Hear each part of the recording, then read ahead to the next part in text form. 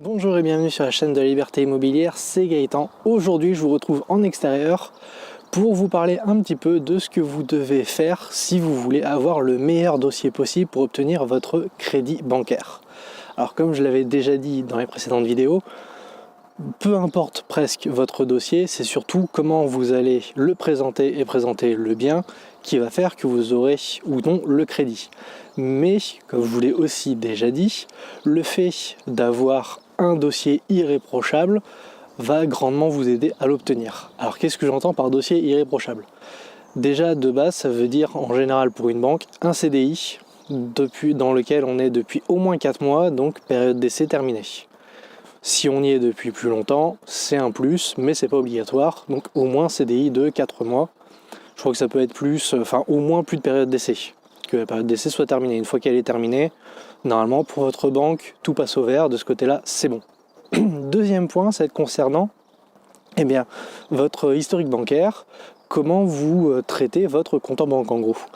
Donc par là, j'entends que si vous êtes à découvert tous les mois, je vais pas vous le cacher, ce sera plus compliqué de faire passer la pilule au banquier. Tandis que si vous finissez tous les jours avec encore de l'argent sur le compte, que vous arrivez à mettre de côté, très important le fait d'arriver à épargner tous les mois, même si c'est pas une grosse somme, si vous épargnez 50 ou 100 euros, au moins vous montrez à votre banquier que vous êtes capable de faire un effort d'épargne et donc de savoir gérer votre argent puisque vous ne dépensez pas plus que ce que vous gagnez. Donc là aussi, vous marquerez des points auprès de votre banquier.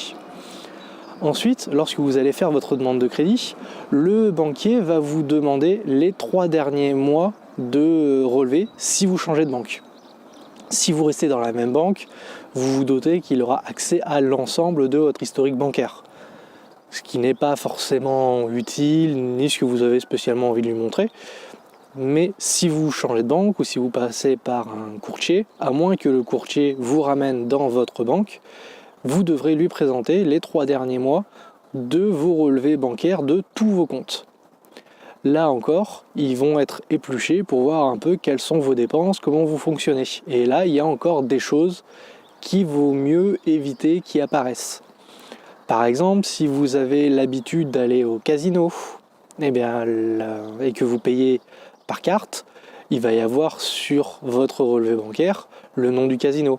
Et donc vous allez être classé en tant que joueur d'argent, et pareil, vous perdez des points. Pareil si vous faites des paris en ligne, donc que vous faites des dépôts dessus ou que vous recevez de l'argent, peu importe le sens dans lequel ça va, même si vous recevez de l'argent de casino ou de poker ou de paris sportifs, peu importe ce que vous en mettiez ou que vous en receviez, vous serez catégorisé en tant que joueur d'argent et donc potentiellement profil à risque. Donc pareil, au moins sur les 3 derniers mois, essayez de faire que ce soit clean, qu'il n'y ait rien qui apparaisse pendant les 3 mois. La solution qu'on peut entendre parfois, c'est d'avoir un compte à part sur lequel on a une somme d'argent et sur lequel on ne fait que ça et qu'on oublie de mentionner. C'est à la limite de la légalité, il vaut mieux éviter de le faire, mais potentiellement vous pouvez vous en sortir comme ça si par exemple vous avez une partie de vos revenus qui vient du poker, ce qui est plus que faisable.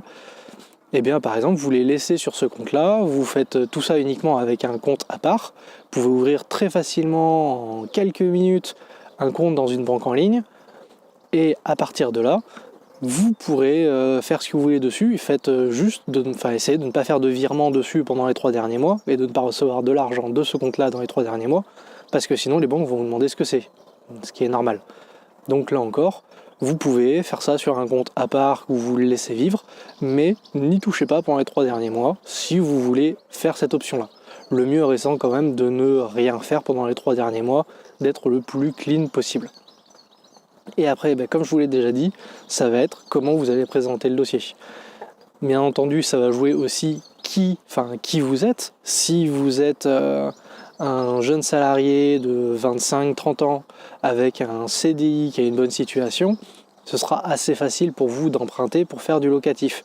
Maintenant, si vous êtes marié, 2 enfants et que vous êtes encore locataire, le banquier sera peut-être moins apte à vous laisser acheter pour faire du locatif. Puisque dans sa tête, vous êtes marié avec 2 enfants, vous devez acheter pour votre résidence principale. C'est sa croyance.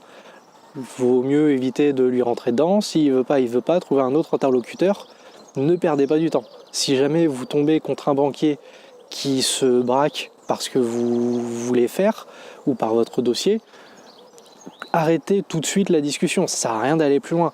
Enfin, vous allez tous les deux perdre du temps, ce qui est totalement inutile puisqu'au final, visiblement, il ne compte pas vous donner le crédit. Donc, même si vous n'êtes avec lui que depuis 10 minutes, ne perdez pas votre temps à essayer de lui faire changer d'avis. Si vous voyez que de suite il est réfractaire, eh bien, honnêtement, partez, ce sera mieux pour tous les deux. Au moins, vous pourrez retourner à vos occupations. Si c'est juste avant la pause de midi, vous pourrez aller manger. Comme ça, au moins, tout le monde sera content et vous n'aurez pas perdu votre temps. Voilà, donc j'espère que cette petite vidéo explicative vous aura plu. Si c'est le cas, n'hésitez pas à laisser un pouce bleu. Si vous avez quelque chose à ajouter, les commentaires sont en dessous, faites-vous plaisir. Et moi, je vous dis à bientôt dans une prochaine vidéo. Allez, ciao!